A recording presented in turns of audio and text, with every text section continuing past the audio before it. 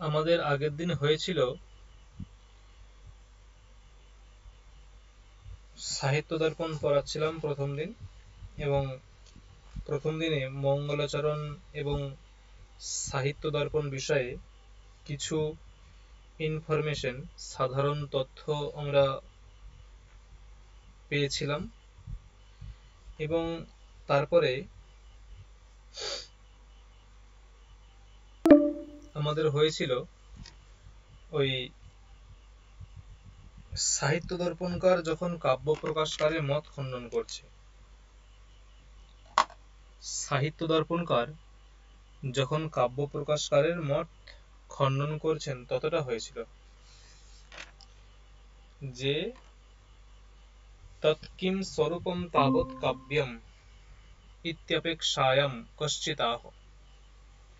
মানে কাব্যের স্বরূপ কি, তৎকিং স্বরূপম তাবৎ কাব্যম ইত্যপেক্ষায়াম কশ্চিদাহ। এখানে কশ্চিৎ বলতে কাব্য প্রকাশকার, কাব্য প্রকাশকার বলছেন। কি বলছেন না, আমরা পড়েছিলাম আগের দিন যে তৎ অদশৌ শব্দার্থ সগুণ অনলঙ্কৃতি পুনঃ কোপি। অর্থাৎ অর্থাৎ যে অদশৌ শব্দার্থ কাব্যম,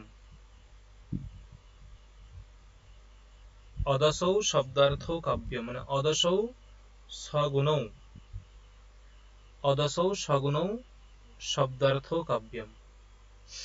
অর্থাৎ না দোষ রহিত এবং গুণযুক্ত যে শব্দার্থ, মানে শব্দ এবং অর্থের মধ্যে দোষ থাকবে না এবং গুণ বিশিষ্ট হবে, মানে গুণযুক্ত হবে শব্দার্থ, এমন শব্দার্থই হলো কাব্য। কার মতে না আচার্য মম্মটের মতে, আচার্য মম্মটের মতে। ঠিক আছে, এখন এই লক্ষণটা সাহিত্য দর্পণকার মানে আচার্য বিশ্বনাথ তিনি মানেননি, তিনি মানেননি। তার বক্তব্য যে এটা হতে পারে না। কেন হতে পারে না, মানে তুমি যদি এরকম বলো যে দোষ রহিত মানে কি, মানে দোষহীন শব্দার্থ হচ্ছে কাব্য, দোষহীন শব্দার্থ হলো কাব্য।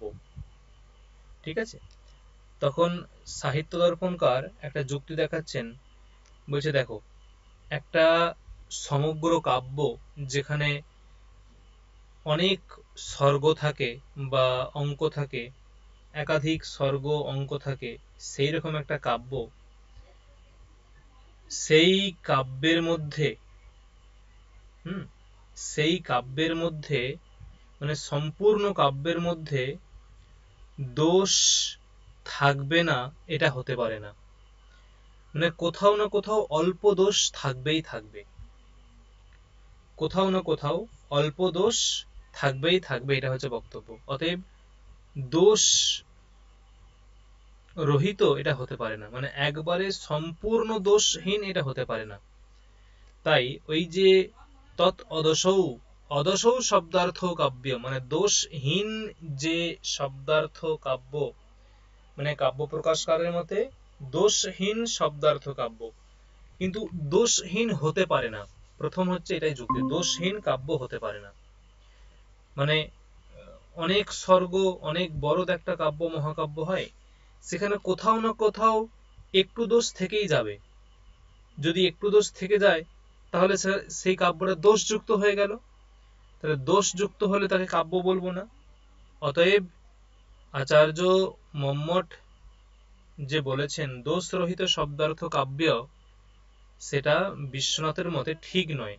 ওই বক্তব্যটা বা ওই যে মতটা ঠিক নয়। কেন ঠিক নয়, কারণ সম্পূর্ণ দোষ রহিত কাব্য হতে পারে না। এই রকম যুক্তি দেখিয়ে উনি প্রথমে আচার্য কাব্য প্রকাশকারের সিদ্ধান্ত বা কাব্যের লক্ষণটাকে খণ্ডন করেছেন। তোমরা একটা পরপর সিরিয়াল করবে, মানে এখানে আচার্য বিশ্বনাথ অনেক অনেকজনকার মত খণ্ডন করবেন। অনেক জনকার মত খণ্ডন করবেন, ঠিক আছে, মানে একাধিক আলংকারিকের মত খণ্ডন করবেন।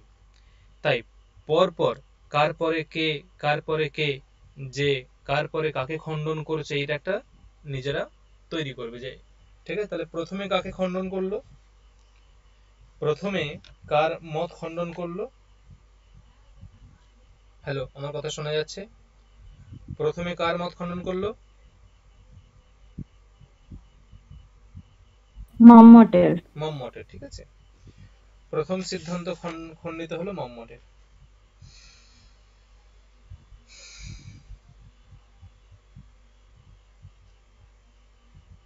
তাই দেখো বলছে এক জায়গায় যে, দেখো এই যে সর্বথা, এই যে একবার ফার্স্ট লাইনটা দেখো, দেখতে পাচ্ছ এটা লাইনটা? হ্যালো, দেখা যাচ্ছে যে, স্ক্রিন শো করছে না, হ্যাঁ স্ক্রিন শো করছে না। শো করছে না? সবাই দেখতে পাচ্ছে না? কেউ দেখতে পাচ্ছে না? না স্যার, স্ক্রিন তো শেয়ার করাই আছে। কিন্তু স্ক্রিন কিছু দেখা যাবে না। এখন দেখা যাচ্ছে? হ্যাঁ, হ্যাঁ এবার দেখা যাচ্ছে। দেখো এই যে, দেখো যে ওই কাব্য প্রকাশ যে সিদ্ধান্ত, তদ বিষয়ে বলতে গিয়ে বলছেন যে সর্বথা, এই যে সর্বথা নির্দোষস্য একান্তম অসম্ভবাৎ, সর্বথা নির্দোষস্য একান্তম অসম্ভবাৎ, মানে সর্বথা নির্দোষ হয় না, মানে একান্তভাবে নির্দোষ এটা অসম্ভব, একান্তভাবে নির্দোষ এটা অসম্ভব, ঠিক আছে। অতএব দেখো বলছে যে কিঞ্চ এবং কাব্যম প্রবিরল বিষয়ম নির্বিষয়ম বা স্যাৎ, এবং কাব্যম, ঠিক আছে, এবং কাব্যম প্রবিরল বিষয়ম নির্বিষয়ম বা, অর্থাৎ মানে এই যে দোষ রহিত কাব্য, এটা প্রবিরল, মানে এটা বিরল, এরকম হতেই পারে না। দোষ রহিত কাব্য এটা বিরল হতেই পারে না। আর নির্বিষয় মানে এটা এটা এটা এরকম কাব্যের বিষয় হয় না, নির্বিষয় এরকম কাব্যের বিষয় হয় না। অতএব এবং কাব্যম প্রবিরল বিষয়ম নির্বিষয়ম বা স্যাৎ, সর্বথা নির্দোষম নির্দোষস্য একান্তম অসম্ভবাৎ, অর্থাৎ মানে সর্বথা নির্দোষ এটা হয়ই না। দেখো বোঝা গেল? বোঝা গেল? লাইনটা ক্লিয়ার হয়েছে? মানে হ্যাঁ স্যার। প্রসঙ্গটা বোঝা গেল?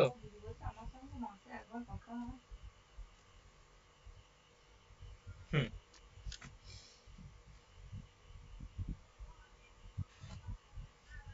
নেক্সট, এরপরে খণ্ডন করছেন উনি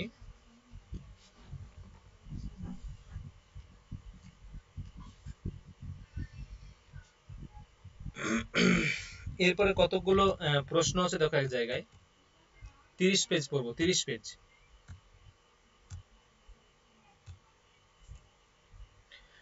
দেখো বলছে ননু শব্দার্থ সগুণ ইত্যনেন গুণাভিব্যঞ্জক শব্দার্থ কাব্যে প্রয়োজ্য ইত্যভিপ্রায়শ্চেৎ ন গুণাভিব্যঞ্জক শব্দার্থবত্তস্যাপি উৎকর্ষমাত্রাধায়কত্বম ন তু স্বরূপাধায়কত্বম উক্তম হি। মানে এখানে প্রশ্নগুলো হচ্ছে এরকম যে কাব্যস্য শরীরম তাবৎ, মানে কাব্যের শরীর কি, শব্দার্থ, এগুলো লিখে নিতে পারো, ঠিক আছে। কাব্যের শরীর কি, মানে এটা হচ্ছে সাহিত্য দর্পণকারের মতে, এটা সাহিত্য দর্পণকারের মতে, ঠিক আছে না। কাব্যস্য শরীরম শব্দার্থ, অর্থাৎ কাব্যের শরীর হচ্ছে শব্দার্থ, কাব্যের শরীর হলো শব্দার্থ। যদি শরীর থাকে তার একটা আত্মা থাকবে, কারণ আত্মা ছাড়া শরীর মানে অর্থহীন হয়ে যাবে। তাহলে আত্মা কি? রসাদিশ্চ আত্মা। তাহলে কাব্যের শরীর হচ্ছে শব্দার্থ, কাব্যের শরীর হলো শব্দার্থ, আর আত্মা হচ্ছে রসাদি। আর গুণগুলো কিরকম না সৌর্যাদিবৎ, মানে গুণগুলো কিরকম না সৌর্যাদিবৎ। সৌর্যাদিবৎ মানে মানে একজন পুরুষ, তার যদি শৌর্য থাকে মানে পরাক্রম থাকে, সেই পরাক্রমটা তার নিশ্চয়ই গুণ বলে বিবেচিত হবে। তার যে শৌর্য, বীর্য, পরাক্রম, এগুলো তার গুণ বলে বিবেচিত হবে। অতএব কাব্যের গুণও কিরকম না সৌর্যাদিবৎ। এরকম প্রশ্ন দেয় যে গুণাহা কীদৃশাহা সৌর্যাদিবৎ, ঠিক আছে। আর দোষ কিরকম, দোষ হচ্ছে কাণত্বাদিবৎ, কানার মতো, মানে একজন কেউ যদি চোখে কানা হয়, ওটা তার গুণ নয়, ওটা তার দোষ। তাই কাব্যের দোষগুলোকে কার সঙ্গে তুলনা করা হয়েছে, কাণত্বাদিবৎ, কানার সঙ্গে, ঠিক আছে, কানত্ব গুণের সঙ্গে। আর ঋতয়ঃ অবয়ব সংস্থান বিশেষবৎ, অবয়ব সংস্থান বিশেষবৎ। রীতি রীতি মানে কি, রীতি মানে হচ্ছে যে বর্ণের সংঘটনা। আগের দিন বলছিলাম যে বর্ণ সংঘটনা রীতি, অর্থাৎ কতকগুলো বর্ণ আমি এমন ভাবে ব্যবহার করব যেখানে রীতি ফুটে উঠবে, ঠিক আছে। দেখো কতকগুলো বর্ণ আমি এমন ভাবে,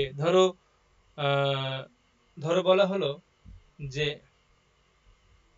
এরকম বলা হলো যে কোন একটা প্যারাগ্রাফের মধ্যে, কোন একটা প্রবন্ধে বেশি করে তৃতীয় বর্ণ চতুর্থ বর্ণ আছে, বেশি করে তৃতীয় এবং চতুর্থ বর্ণ আছে, তার মানে ওখানে বৈদর্ভী রীতি আছে, ওজগুণ, বৈদর্ভী রীতি ইত্যাদি আছে, ঠিক আছে। কি বললাম, কোন একটা প্যারাগ্রাফে বেশি করে তৃতীয় বর্ণ এবং চতুর্থ বর্ণ আছে। এই বর্ণগুলো যেখানে থাকে সেখানে ওজগুণ থাকে এবং আর এই বৈদর্ভী রীতি থাকে। তাহলে দেখো ওই বর্ণগুলো আমি যদি একটা প্রবন্ধে বেশি ব্যবহার করি বা একটা অংশে বেশি ব্যবহার করি, তাহলে রীতি ফুটে ওঠে ওখানে। যেমন তার মানে কি, একটা মানুষের শরীরকে সুন্দর করে তুলতে হলে তার অবয়বগুলোকে যথাস্থানে সাজাতে হয়, অবয়বগুলোকে যথাস্থানে সাজাতে হয়। তার মানে কি, মানে চোখের জায়গায় চোখ রাখতে হয়, হাতের জায়গায় হাত রাখতে হয়, কানের জায়গায় কান রাখতে হয়। মানে এমন নয় যে হাতটা বাঁকা, পাটা টেরা, চোখটা কানা, এরকম হলে কিন্তু সেটা সুন্দর হয় না। অতএব অবয়বগুলোকে যথাযথভাবে সংস্থান মানে অ্যারেঞ্জ করা, সাজানো যেমন হয়, তেমনি রীতি হচ্ছে সেই রকম। বর্ণের সজ্জীকরণের দ্বারা রীতির বহিঃপ্রকাশ ঘটে।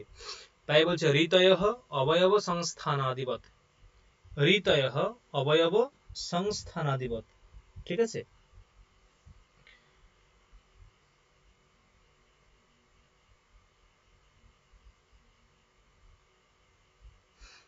আর কি বলছে, অলঙ্কারাশ্চ কটক কুণ্ডলাদিবৎ, অলঙ্কারাশ্চ কটক কুণ্ডলাদিবৎ, মানে কাব্যের অলঙ্কারগুলিকে কার সঙ্গে তুলনা করা হয়েছে, ওই কুণ্ডল, কুণ্ডল মানে কি ওই হাতের যে বালা, কটক মানে এগুলো সব এক প্রকার অলঙ্কার, কটক, কুণ্ডল, এগুলো এক প্রকার অলঙ্কার, মানে মানব শরীরের অলঙ্কার।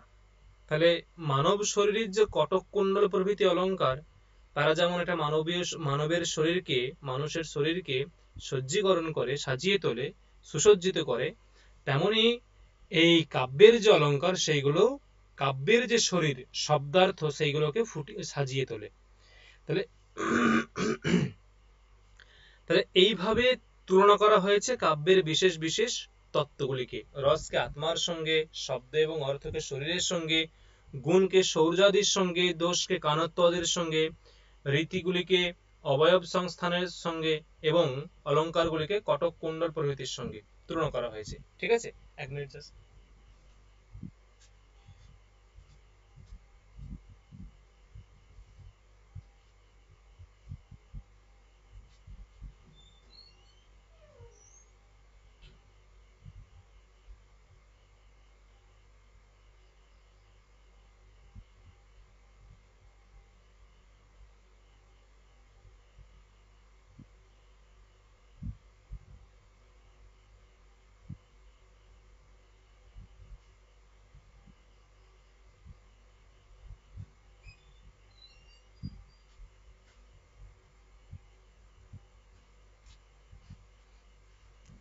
নেক্সট দেখো,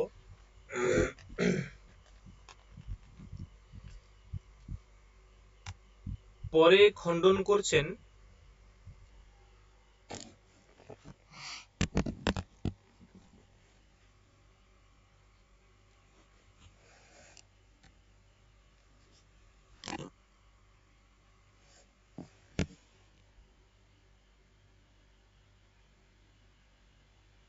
এতেন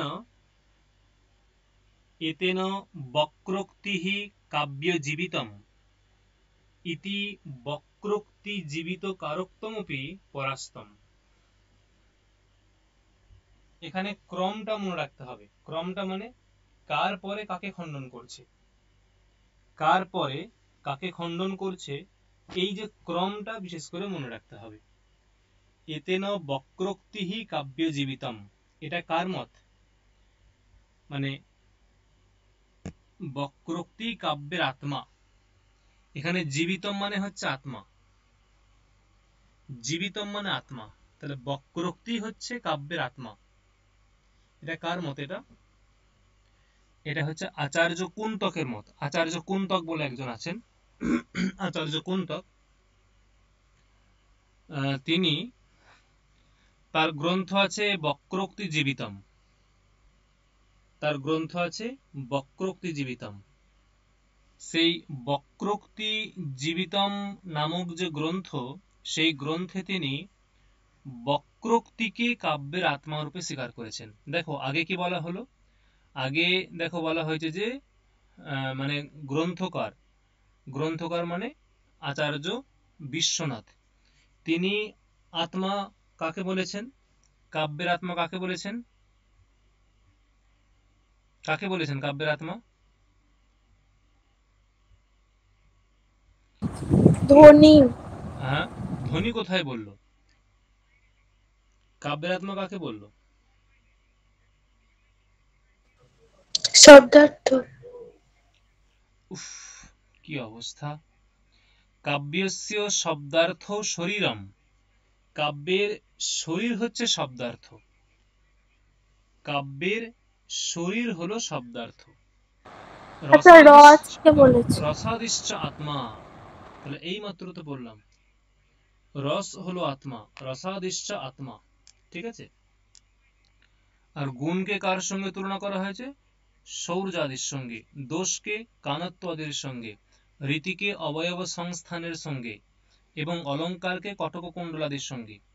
তাহলে দেখো আচার্য বিশ্বনাথের মতে, আচার্য বিশ্বনাথের মতে কাব্যের কাব্যের আত্মা কি?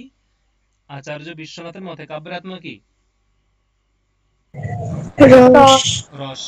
কিন্তু আচার্য কুন্তকের মতে কাব্যের আত্মা কি? আচার্য কুন্তকের মতে কাব্যের আত্মা হলো বক্রোক্তি। বক্রোক্তি। আচার্য কুন্তকের মতে কাব্যের আত্মা হলো বক্রোক্তি, ঠিক আছে। আর আচার্য কুন্তকের গ্রন্থের নাম কি? বক্রোক্তি জীবিতম। আচার্য কুন্তকের গ্রন্থের নাম কি? বক্রোক্তি জীবিতম, ঠিক আছে। অতএব তিনি বক্রোক্তি জীবিতম নামক গ্রন্থে, তিনি বক্রোক্তি জীবিতম নামক গ্রন্থে বক্রোক্তিকে কাব্যের আত্মা বলেছেন, বক্রোক্তিকে কাব্যের আত্মা বলেছেন, ঠিক আছে। যে বক্রোক্তিকে কাব্যের আত্মা বলেছেন, এই যে তার মানে আচার্য কুন্তকের সিদ্ধান্ত হচ্ছে বক্রোক্তি হলো কাব্যের আত্মা। এই যে উনি এটা বললেন, এখন এই বক্রোক্তিকারের যে সিদ্ধান্ত, এটাকে খণ্ডন করছেন, বলছে এতেন বক্রোক্তিঃ কাব্যজীবিতম ইতি, মানে বক্রোক্তিঃ কাব্যজীবিতম মানে বক্রোক্তি হচ্ছে কাব্যের আত্মা, ইতি বক্রোক্তি জীবিত কারকত্বমপি পরাস্তম, পরাস্তম মানে খণ্ডিতম, পরাস্তম মানে খণ্ডিতম, যে বক্রোক্তি কারকত্বম অপি, বক্রোক্তি জীবিত কারকত্বমপি পরাস্তম, মানে এর দ্বারা বক্রোক্তি জীবিত কারের যে সিদ্ধান্ত সেটাও খণ্ডিত হলো, মানে সেটাও আর থাকলো না। তাহলে প্রথমে খণ্ডন করলো কাকে? না আচার্য মম্মটকে, দ্বিতীয় খণ্ডন করলো কাকে?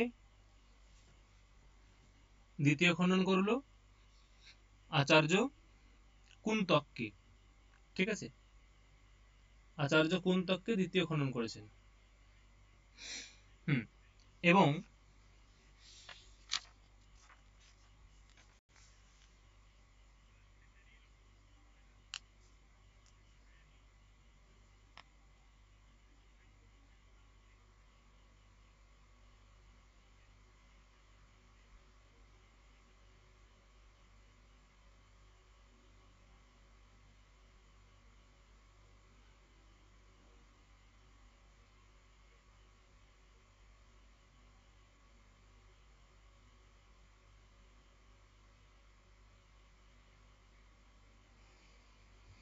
দেখো পরবর্তী একটা উদাহরণ দিয়েছে যে ইয়াচ্চ ক্বচিৎ অস্ফুটালঙ্কারত্বেপি, ইয়াচ্চ ক্বচিৎ অস্ফুটালঙ্কারত্বেপি উদাহৃতম,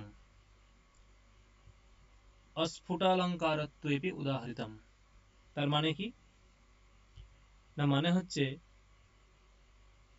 যে কোথাও কোথাও যদি অলঙ্কারটা অস্ফুট হয়, ঠিক আছে, কোথাও কোথাও অলঙ্কারটা যদি অস্ফুট হয়, ঠিক আছে, সেখানেও কাব্য হবে। কি বললাম? কোথাও কোথাও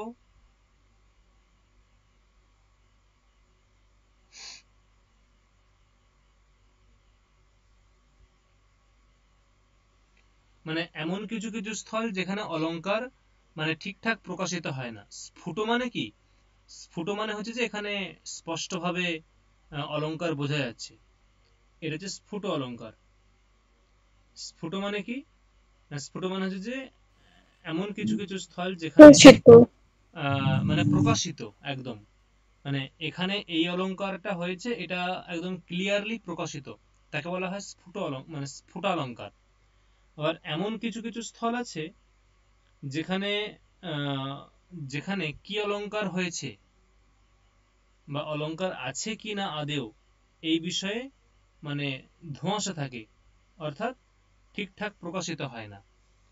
মানে এখানে কি অলঙ্কার আছে সেটা ঠিকঠাক যদি প্রকাশিত না হয় তাকে বলা হয় অস্ফুট স্থল বা অস্ফুট অলঙ্কার স্থল, সেখানে অলঙ্কারটা অস্ফুট আছে। ঠিক আছে, এখানেও অ্যাকচুয়ালি যে দেখো বলছে ইয়াচ্চ ক্বচিৎ অস্ফুটালঙ্কারত্বে, অস্ফুটালঙ্কারত্বে যে অলঙ্কারটা হচ্ছে অস্ফুট তবুও কাব্য হয়েছে, মানে অস্ফুট অলঙ্কার হলেও তবুও কাব্য হয়।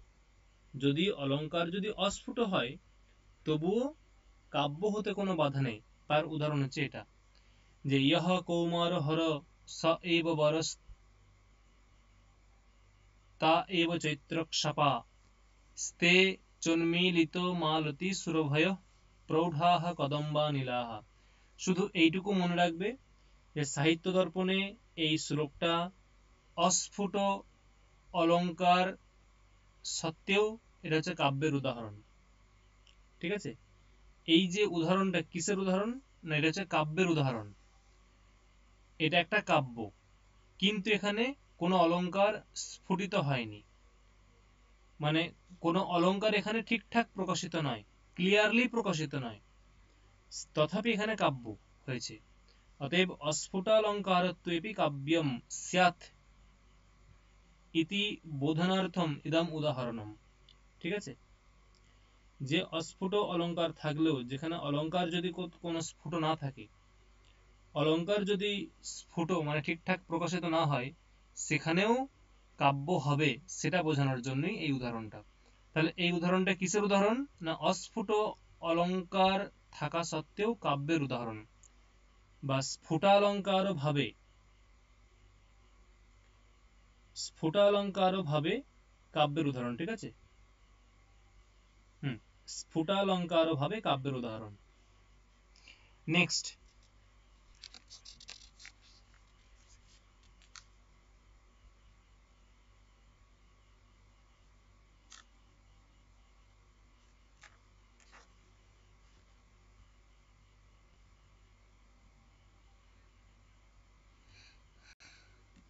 এরপরে তিনি খণ্ডন করছেন অদোষম গুণবৎ কাব্যম অলঙ্কারৈঃ অলঙ্কৃতম রসান্বিতম কবিঃ কুর্বন কীর্তিম প্রীতিং চ বিন্দতি ইত্যাদিনাম উপি কাব্যলক্ষণম অপাস্তম।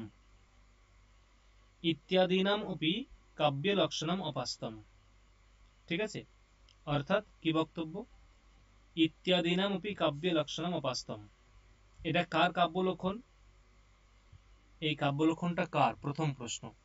এটা হচ্ছে ভোজরাজ, একজন অলঙ্কারিক আছেন ভোজরাজ, একজন অলঙ্কারিক আছেন ভোজরাজ। সেই ভোজরাজ তিনি এই উদাহরণটা দিয়েছেন, মানে তার মতে এটা হচ্ছে কাব্যের লক্ষণ, তার মতে এটা হচ্ছে কাব্যের লক্ষণ।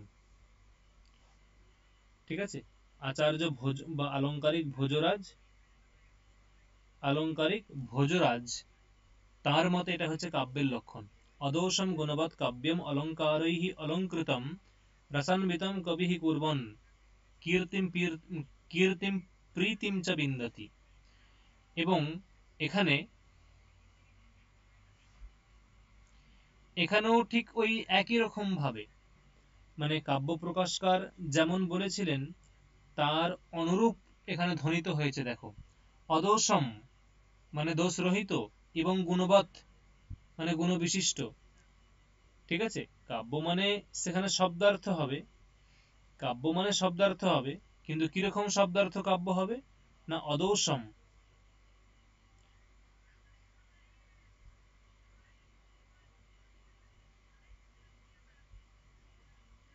অদৌসম অর্থাৎ দোষ রহিত যে শব্দার্থ এবং গুণবৎ যে শব্দার্থ মানে গুণবিশিষ্ট শব্দার্থ, সেটাই হবে কাব্য, সেটাই হবে কাব্য। কিন্তু আগেই বলে দিয়েছে যে সম্পূর্ণরূপে তো দোষহীন এটা সম্ভব নয়। আবার মানে যদি সম্পূর্ণ কাব্য দোষহীন এটা সম্ভব নয়, এটা হচ্ছে প্রবিরল বিষয়, নির্বিষয়ম বা স্যাৎ। এবং আর একটা বলে সর্বথা সর্বথা দোষ রহিতস্য একান্তম অসম্ভবাৎ, মানে সর্বথা দোষহীন এটা একান্তভাবে অসম্ভব, তাই এটা হবে না। অতএব ওই কাব্য প্রকাশকারের যে সিদ্ধান্ত কাব্যের লক্ষণ, সেটাকে খণ্ডন করতে গিয়ে এটাও খণ্ডন হয়ে গেছে অটোমেটিক। তাহলে এটা কত নম্বর হলো? 3 নম্বর, তাই তো না? 3 না 4 এটা? প্রথমে কাব্য প্রকাশকার, তারপর হচ্ছে কে কে ছিল কাব্য প্রকাশকারের পরে? কুন্তক। কুন্তক, তারপরে ভোজরাজ, তারপরে এখন এসছেন না এটাই তো ভোজরাজের লক্ষণ, সরি এটাই ভোজরাজের। তাহলে এটা হচ্ছে 3 নম্বর। প্রথমে কাব্য প্রকাশকার, তারপরে কুন্তক আচার্য, তারপরে এটা হচ্ছে ভোজরাজের।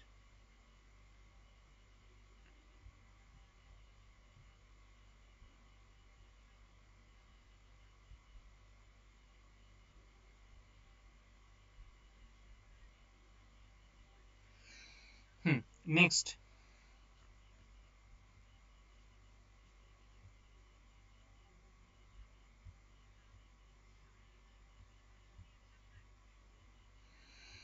যত্তু ধ্বনিকারেণ উক্তম কাব্যস্য আত্মধ্বনিঃ ইতি তৎকিম বস্তু অলঙ্কার রসাদি লক্ষণ ত্রিরূপো ধ্বনিঃ কাব্যস্য আত্মা ইতি উতো রসাদিরূপমাত্র বা তত্র ন আদ্যঃ প্রহেলিকাদৌ অতিব্যাপ্তিঃ দ্বিতীয়শ্চেৎ ওম ইতি ব্রূমঃ ননু যদি রসাদিরূপমাত্র এব ধ্বনিঃ কাব্যস্য আত্মা তদা।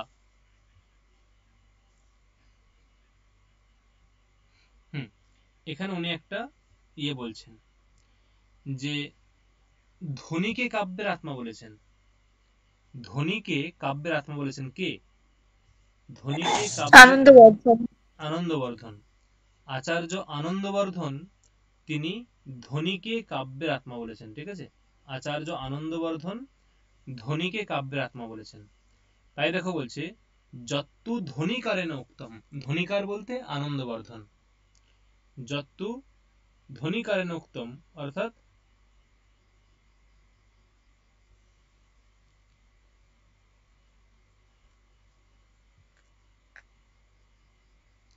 যে ধ্বনিকার যে কাব্যের আত্মা বিষয়ে বলেছেন, আনন্দবর্ধন যে কাব্যের আত্মা বিষয় বলেছেন সেটা কি না, কাব্যস্য আত্মা ধ্বনিহি, কাব্যের আত্মা হলো ধ্বনি।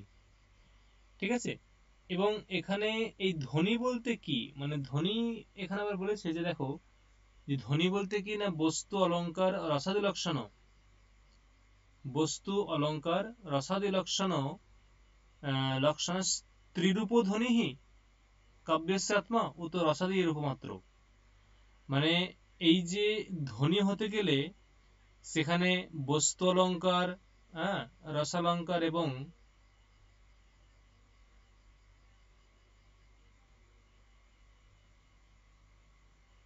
এরকম বিভিন্ন অলঙ্কার থাকে। ঠিক আছে, তাহলে কি বললাম না, ওই ধ্বনি উৎপন্ন হতে গেলেও এই মানে এই ধ্বনি তিন প্রকার, বস্তু, রস, আরেকটা কি আছে, বস্তু, রস এবং অলঙ্কার।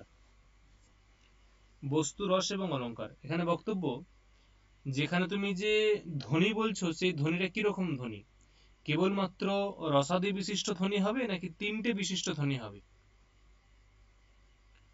কাব্যের আত্মা ধ্বনিহি, কাব্যের আত্মা হলো ধ্বনি, কিন্তু সেই ধ্বনি কি রকম, মানে সেই ধ্বনি কি রকম না, বলছে যে যে কেবলমাত্র রস্য বিশিষ্ট ধ্বনি হবে নাকি বস্তু, অলঙ্কার, ঠিক আছে, এরকম প্রত্যেকটা অলঙ্কার বিশিষ্ট ধ্বনি হবে। এরকম বলতে গিয়ে এটাও খণ্ডন করেছেন। ঠিক আছে, এগুলো অনেক কঠিন আলোচনা।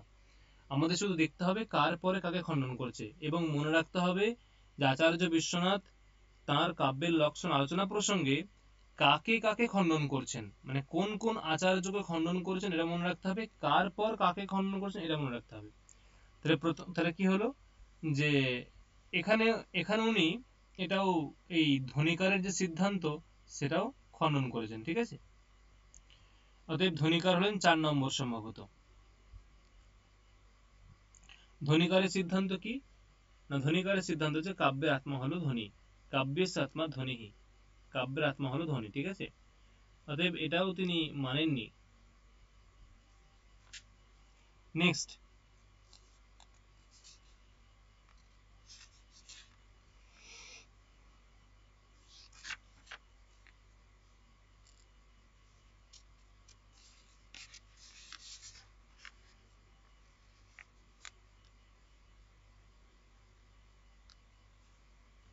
দেখো নেক্সট,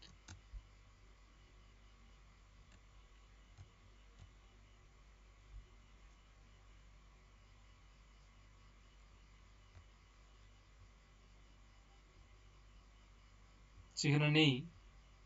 তবে কি বললাম না, এই যে কাব্যের আত্মা হলো ধ্বনি, যে এটা কে বলছে কাব্যের আত্মা ধ্বনি, এই বিষয়টা বলছে কে কাব্যের আত্মা ধ্বনি, এটা বলছেন আচার্য আনন্দবর্ধন।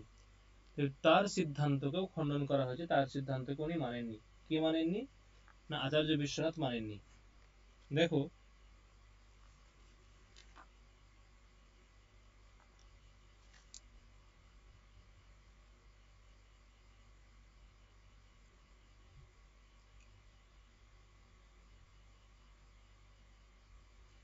নেক্সট পেজ দিচ্ছি, দেখো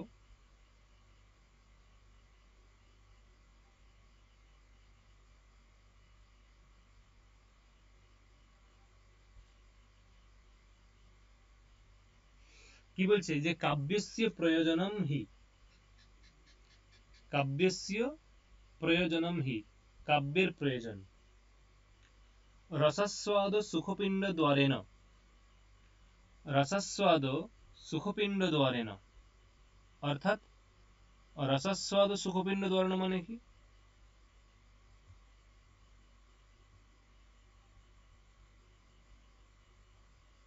তাই কি বললাম না, কাব্যস্য প্রয়োজনম হি রসাস্বাদ সুখপিণ্ড দ্বারেন বেদশাস্ত্র বিমুখানাম সুকুমারমতীনাম রাজপুত্র প্রভৃতিনাম বিনেয়ানাম রামাদিবৎ প্রবর্তিতব্যম ন রাবণাদিবৎ। এইটা হচ্ছে বিষয়। বলছে এই যে কাব্যশাস্ত্র অধ্যয়ন করে আমার কি হবে, এর প্রয়োজন কি, প্রয়োজন হচ্ছে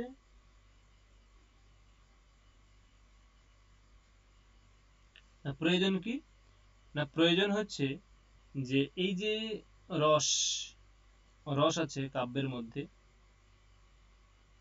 ঠিক আছে, কাব্যের মধ্যে রস আছে। এখন এই রসের যিনি আস্বাদন করবেন, মানে রসটাকে গ্রহণ করা, রসের আস্বাদন মানে রসটাকে গ্রহণ করা, যিনি রসটাকে গ্রহণ করবেন, ঠিক আছে, কে গ্রহণ করবে, হচ্ছে বেদশাস্ত্র বিমুখানাম।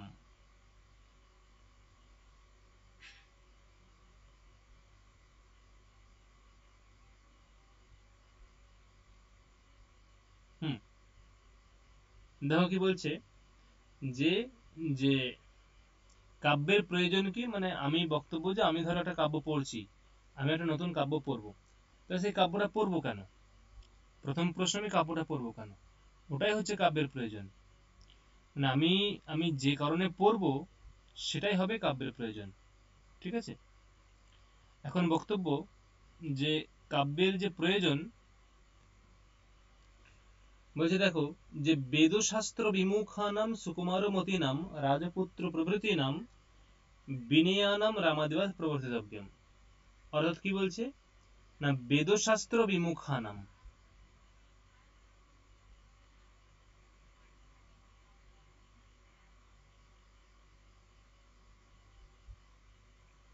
হুম, কি বলছে না যে যারা বেদশাস্ত্র বিমুখ, যারা বেদশাস্ত্র বিমুখ অর্থাৎ যারা বেদ প্রভৃতি শাস্ত্র পড়তে চায় না, বেদশাস্ত্র বিমুখ মানে কি, যারা বেদ প্রভৃতি শাস্ত্র পড়তে চায় না, ঠিক আছে, সে বেদশাস্ত্র প্রমুখানাম বা বিমুখানাম, সরি বিমুখানাম, বেদ ও শাস্ত্র বিমুখানাম, যে মানে বৈদিক শাস্ত্র পড়তে যারা চান না এমন যে ব্যক্তি, কেন পড়তে চান না, বেদ অনেক কঠিন আর তাদের বুদ্ধি অনেক সহজ, বেদ অনেক কঠিন এবং তাদের বুদ্ধি অনেক সহজ, সহজ মানে একবার বাচ্চা ছেলের মতো বুদ্ধি। তাহলে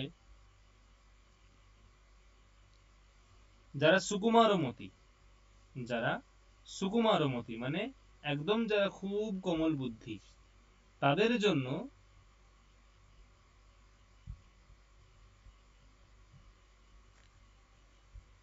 কি বলছি না এই যে যাদের সুকুমারমতি মানে অত কঠিন জিনিসকে বুঝতে চায় না, ঠিক আছে, অত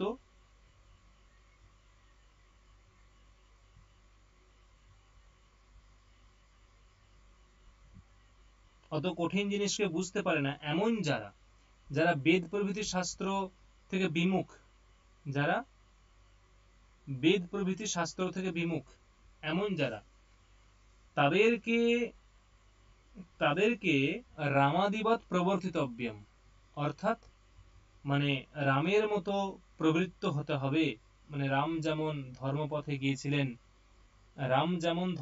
গিয়েছিলেন তেমনি রাবণ যেমন অধর্মের পথে গিয়েছিলেন, ঠিক সেই রকম রামাদিবৎ প্রবর্তিতব্যম, রামের মতো প্রবৃত্ত হতে হবে, রাবণের মতো নয়, এইরকম জ্ঞান দেওয়ার জন্যই বেদ শাস্ত্র, ঠিক আছে। তাহলে কাব্যের প্রয়োজন কি, না কাব্যের প্রয়োজন হচ্ছে যে বেদ শাস্ত্র যারা বিমুখ, মানে যারা বেদ প্রভৃতি শাস্ত্র পড়তে চায় না, সেই সমস্ত সুকুমার বুদ্ধি বিশিষ্ট বালকদের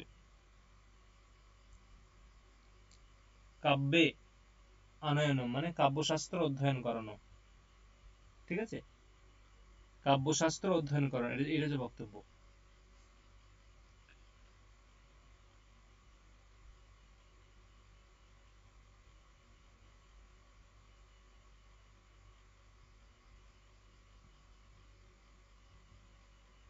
দেখো কি বলছে পরেরটা, যে দেখো আগ্নেয় পুরাণে, স্যার কত পেজ পড়াচ্ছেন? এটা 44 পেজ। আগ্নেয় পুরাণে ঠিক অপি আছে।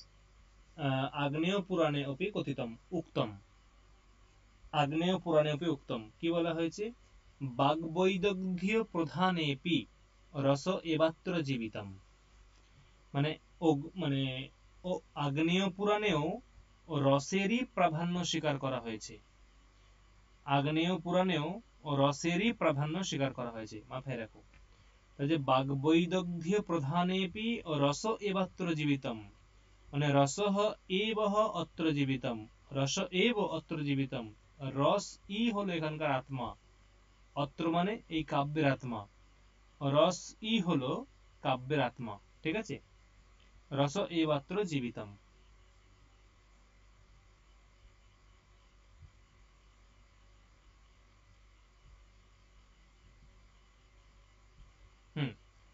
তার মানে আগ্নেয় পুরাণেও রসের প্রাধান্য দিয়েছে, মানে রসকেই কাব্যের আত্মারূপে স্বীকার করেছে। তারপরে ব্যক্তি বিবেক কারেন, ব্যক্তি বিবেক কার, ঠিক আছে।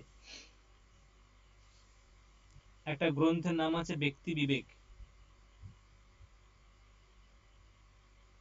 তিনি কি বলছেন যে কাব্যস্য আত্মনি সঙ্গিনী রসাদি রূপে, মানে ইনিও রসকে কাব্যের আত্মা বলেছেন, ইনিও রসকেই কাব্যের আত্মা বলেছেন।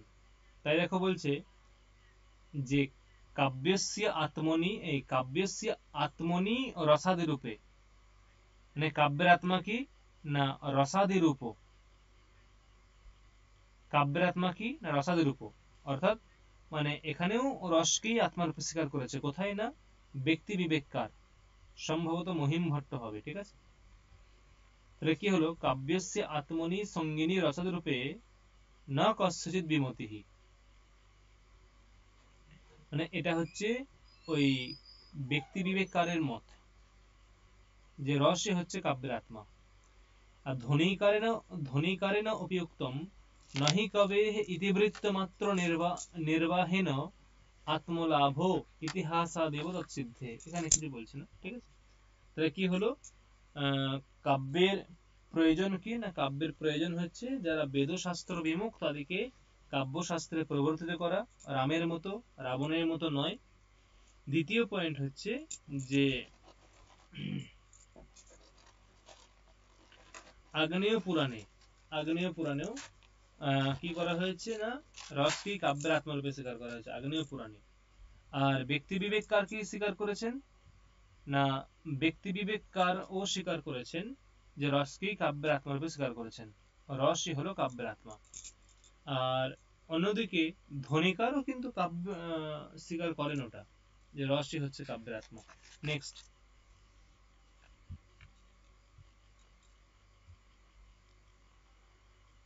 এক জায়গায় আছে যত্তু বামনেন উক্তম রীতিরাত্মা কাব্যস্য।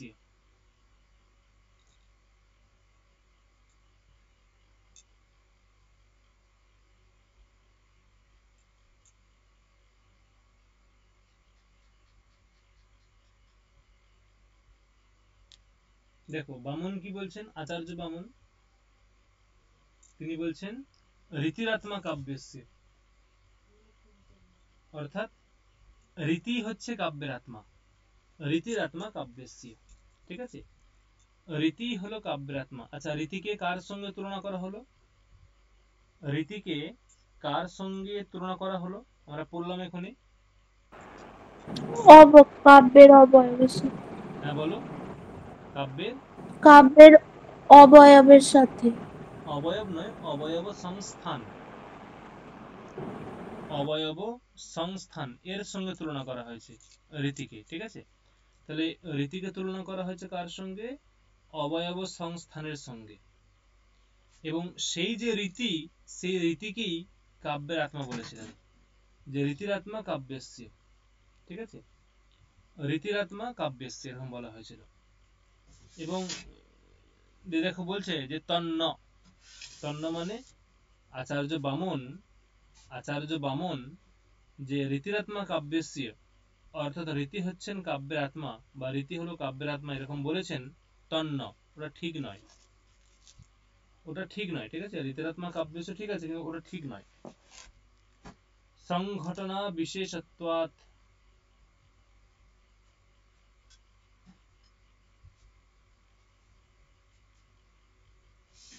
কি হলো না, মানে এখানে মূল বক্তব্য হচ্ছে যে গ্রন্থকার সাহিত্য দর্পণকার আচার্য বিশ্বনাথ তিনি এখানে বামনের সিদ্ধান্তকেও খণ্ডন করছেন। বামনের সিদ্ধান্ত কি, রীতির আত্মা কাব্যস্য। রীতি হলো কাব্যের আত্মা। রীতি হলো কাব্যের আত্মা, এইরকম যে সিদ্ধান্ত সেটা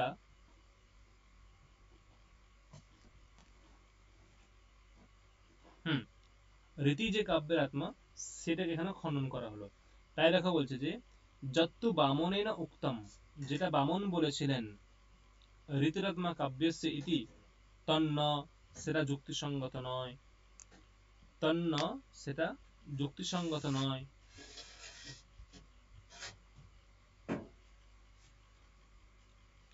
পরবর্তী দেখো,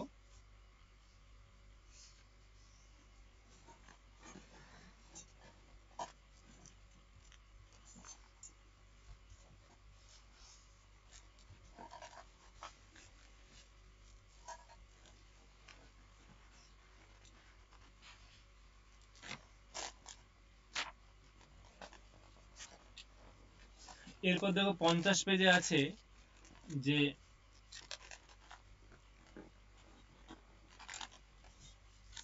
তৎকিম পুনঃ কাব্যম। তৎকিম পুনঃ কাব্যম অর্থাৎ কাব্যটা কি?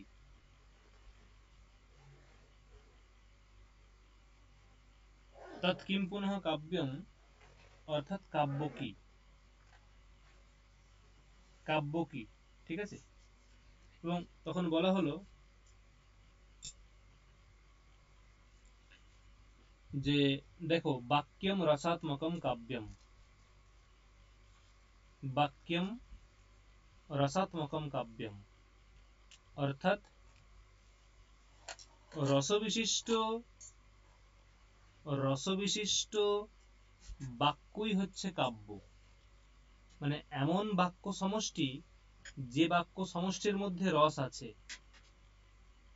এমন বাক্য সমষ্টি যে বাক্য সমষ্টির মধ্যে রস আছে, রসবিশিষ্ট যে বাক্যার্থ বা বাক্য সেটাই হচ্ছে কাব্য। রসবিশিষ্ট যে বাক্য সেটাই হলো কাব্য, ঠিক আছে? তাই দেখো বলছে যে বাক্যম রসাত্মকম কাব্যম, এটা হচ্ছে মূল এখানকার সিদ্ধান্ত। মানে গ্রন্থকারের মূল সিদ্ধান্ত কি না, যে রসাত্মকম বাক্যম কাব্যম বা বাক্যম রসাত্মকম কাব্যম, এটা হচ্ছে মূল সিদ্ধান্ত।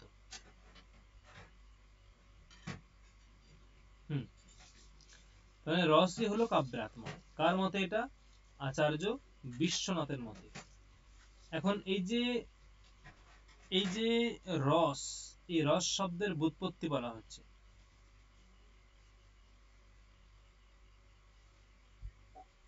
কি বলছে দেখো, যে কাব্যের আত্মা হচ্ছে রস। বাক্যম রসাত্মকম কাব্যম, বাক্যম রসাত্মকম কাব্যম, ঠিক আছে? এরকম বলা হলো রস্যতে ইতি রসহ। রস বলতে কি? রস বলতে রস্যতে ইতি রসহ অর্থাৎ আস্বাদন যোগ্য যেটাই সেটাই হলো রস।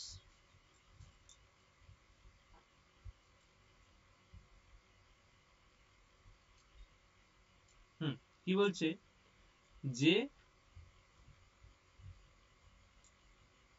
রস্যতে ইতি রসহ ইতি ব্যুৎপত্তি যোগাৎ।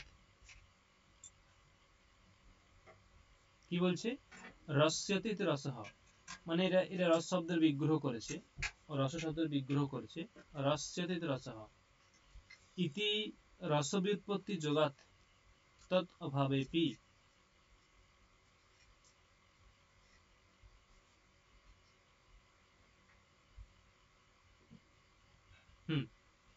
তাহলে কি হলো না, এই রসই হচ্ছে কাব্যের আত্মা। রস্যতে ইতি রসহ ব্যুৎপত্তি যোগাৎ,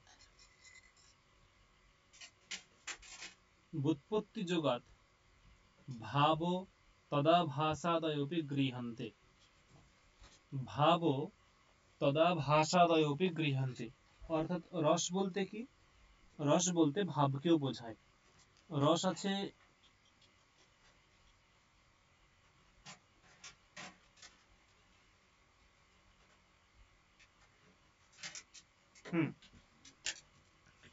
রস আছে 8 প্রকার, ভাবও আছে 8 প্রকার। এখন বলছে যে এই যে রস, রস পদের দ্বারা তুমি কাকে বুঝবে? রস পদের দ্বারা বলছে রস্যতে ইতি রসঃ ইতি উৎপত্তি যোগাৎ ভাব তদাভাসাদয়োপি গৃহন্তে। ভাব তদাভাসাদয়োপি গৃহন্তে, ভাব মানে ভাব।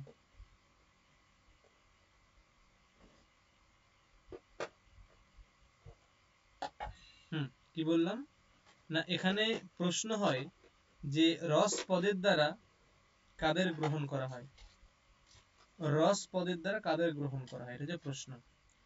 তখন বলতে হবে যে রস পদের দ্বারা ভাব তদাভাসাদীনামপি গ্রহণম ভবতি। কি বললাম যে রস পদের দ্বারা কাদের গ্রহণ হয়, রস পদের দ্বারা এই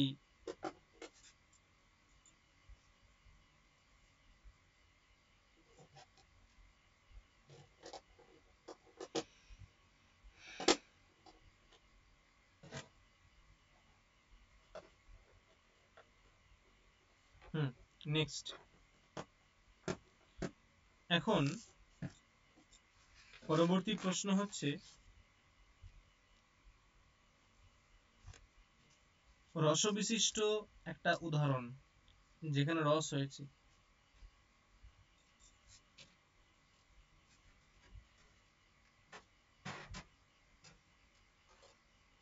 কি বলছে দেখো, যে রসের উদাহরণ কি হবে, রসের উদাহরণ কি হবে, ঠিক আছে। এখন প্রশ্ন, তখন বলছে শূন্যম বাসগৃহম বিলোক্যে শয়নাৎ উত্থায় কিঞ্চিৎ শনৈহি। একটা উদাহরণ দিয়েছি।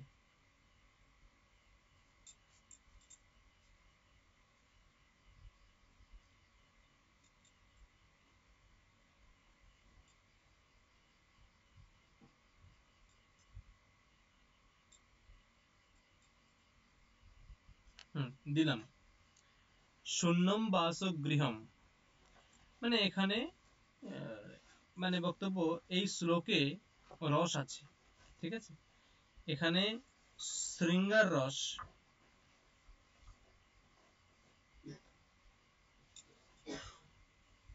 কি বললাম না, এখানে যে কাব্য বা এই শ্লোকটা যে কাব্য, এর কারণ কি না ওই রস সম্ভোগ শৃঙ্গার, ঠিক আছে। তাই দেখো যে তত্র রসও যথা, যে রসের উদাহরণ কি, মানে রসকে কেন্দ্র করে কাব্য হয়েছে, কেবলমাত্র রসকে কেন্দ্র করেই কাব্য হয়েছে, এরকম উদাহরণ কি। তখন বলছে শূন্যম বাসগৃহম, এরকম আছে, ঠিক আছে। শূন্যম বাসগৃহম এরকম।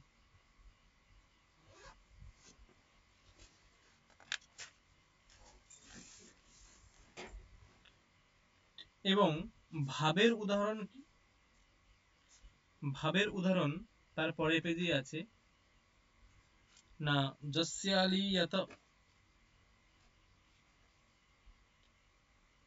যস্যালীয়ত শুল্কসিম্নি জলধি পৃষ্ঠে জগমণ্ডলম দংষ্ট্রায়াম ধরণী নখেদিতি সুতাধীশ পদেরোদসি। মোট কথা এখানে হচ্ছে ভাবকে নিয়ে উদাহরণ, ভাব। তাহলে আগেরটা ছিল রস, এখন হচ্ছে ভাব, ঠিক আছে।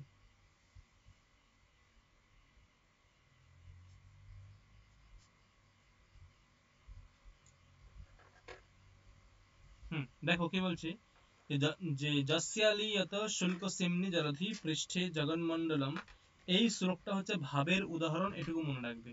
যে প্রথম লাইনটা বা দুটো লাইন মনে রাখবে, যেটা ভাবের উদাহরণ, তাহলেই হবে। আগেরটা শূন্যম বাসগৃহম, এটা ছিল রসের উদাহরণ, এটা হচ্ছে ভাবের উদাহরণ। এবং রসাভাস, রসাভাসের উদাহরণ কি না, রসাভাসের উদাহরণ হচ্ছে যে মধু দুরেফ কুসুমৈক পাত্রে পপৌ প্রিয়াম সম অনুবর্তমানঃ, ঠিক আছে। এরকম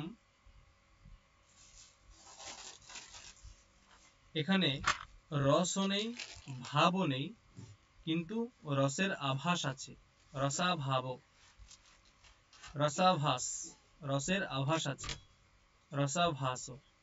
সেই জন্য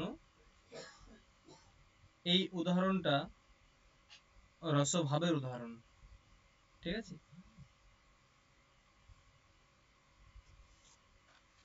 নেক্সট কি আছে, বলছে এই যে দোষ,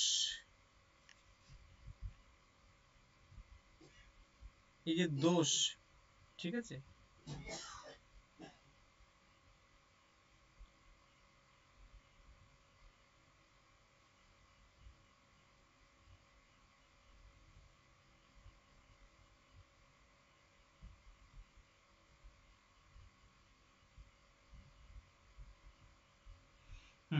বলছে এই দোষরা কি রকম, কাব্যের মধ্যে যে দোষ সেগুলো কি রকম, তখন বলছে যে কাব্যের মধ্যে যে দোষ সেগুলো হচ্ছে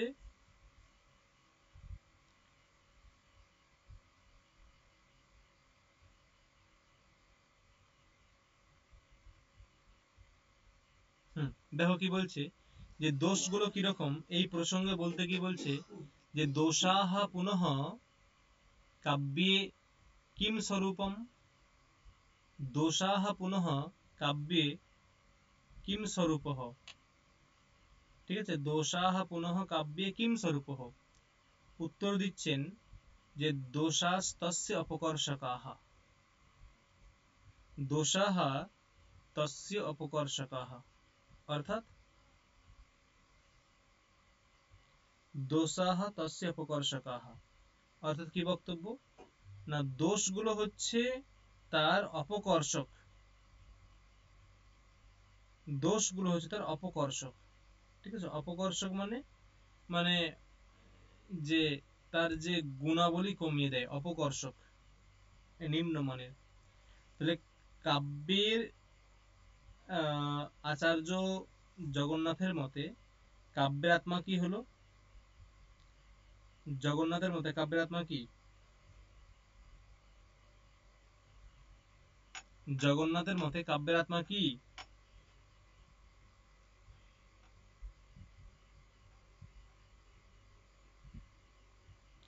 আমার কথা শোনা যাচ্ছে অয়ন্তিকা,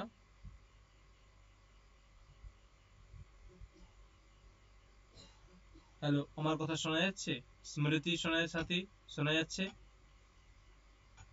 হ্যাঁ স্যার। বললাম বললাম জগন্নাথের মতে কাব্যের আত্মা কি,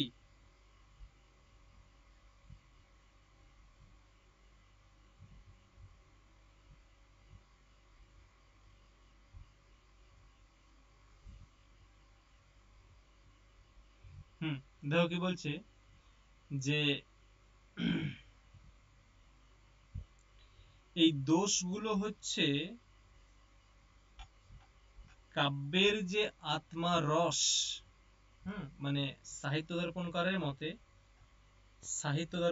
মতে কাব্যের আত্মা হচ্ছে রস, কাব্যের আত্মা হলো রস, সেই রসের অপকর্ষক, রসের অপকর্ষক এই এই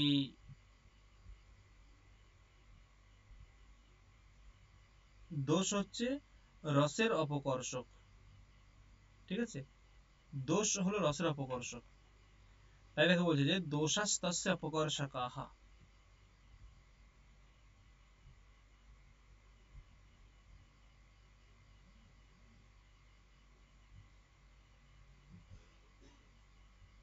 দেখো কি বলছে, যেখানে যে দোষগুলো হচ্ছে রসের অপকর্ষক, এবং ঠিক পরক্ষণেই বলছে যে উৎকর্ষ হেতবঃ প্রোক্তা গুণালঙ্কার রীতয়ঃ, উৎকর্ষ হেতবঃ প্রোক্তা গুণালঙ্কার রীতয়ঃ, অর্থাৎ যে উৎকর্ষের মানে ওই যে কাব্যের আত্মা যে রস, সেই রসের উৎকর্ষ বিধান করে হচ্ছে যেগুলো, সেগুলো হচ্ছে গুণ, রীতি এবং অলঙ্কার, তাই দেখো বলছে যে উৎকর্ষ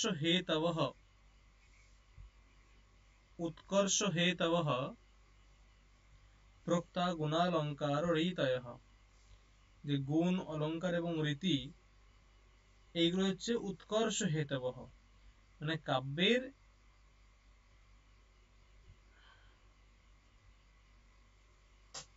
কি বললাম, না এই যে কাব্যের আত্মা যে রস, সেই রসের উৎকারক, উপকারক, রসের উপকারক হচ্ছে এই গুণ। তাই দেখো বলছে যে উৎকর্ষ হেতবঃ, উৎকর্ষ হেতবঃ অলঙ্কার গুণরীতয়ঃ। নেক্সট,